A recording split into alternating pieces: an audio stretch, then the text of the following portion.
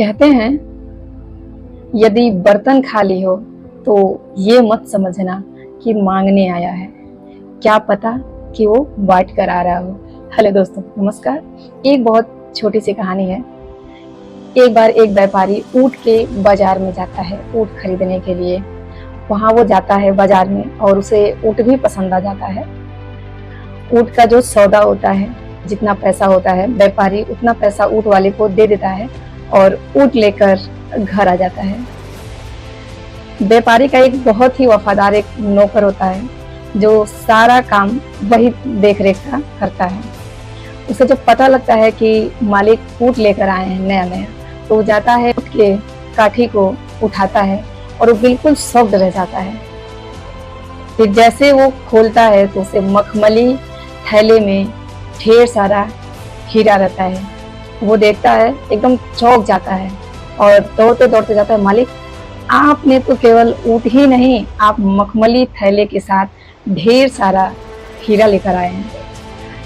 व्यापारी बोलता है कि क्या कह रहे हो? वो दिखाता है कि देखो मालिक। तो बोलता है कि ठीक है, कोई बात नहीं है, तुम वापस इसे बांध दो और मैं इसे वापस देकर आता हूँ।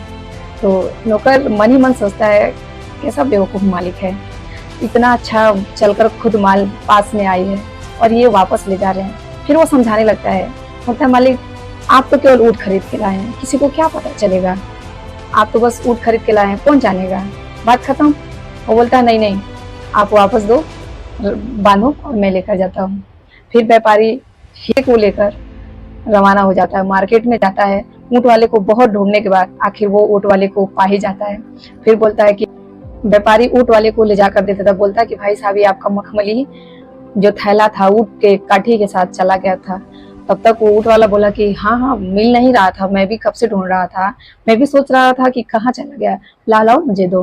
तो फिर वो बहुत खुश होता है कि कितना ईमानदार आदमी है।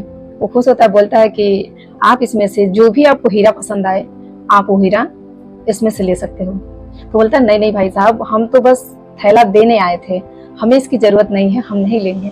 फिर वो जबरदस्ती करने लगता है कि नहीं नहीं, आपको तो लेना ही पड़ेगा। तब तक व्यापारी बोलता है कि भाई साहब हम तो 2 हीरे पहले ही रख लिए हैं। अब इसे गुस्सा आ जाता है, ऊँट वाले को बोलता है कि अब तो इसे मारना पड़ेगा, ये पहले ही 2 हीरे कैसे रख लिया। फिर इसे यकीन नहीं होता, ये पूरा हीरा निकाल कर ये गिनने लगता है और गिनने के बाद पूरा हीरा गिन डालता है और ये पूरा का पूरा हीरा होता है। फिर बोलता है कि भाई साहब आप क्या बोल रहे हो कि हीरा हम तो ले लिए हैं, 2 पहले हीरा रखे हैं, कौन सा हीरा रखे हैं, यहाँ तो पूरा हीरा है।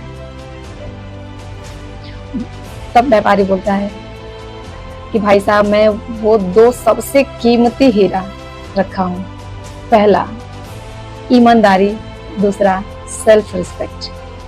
इस छोटी सी कहानी का सार ये है कि पैसा सब कुछ नहीं होता है, आपकी ईमानदारी और सेल्फ रिस्पेक्ट भी बहुत मायने रखती है। जीवन में पैसा बहुत कुछ हो सकता है, लेकिन याद रखना पैसा सब कुछ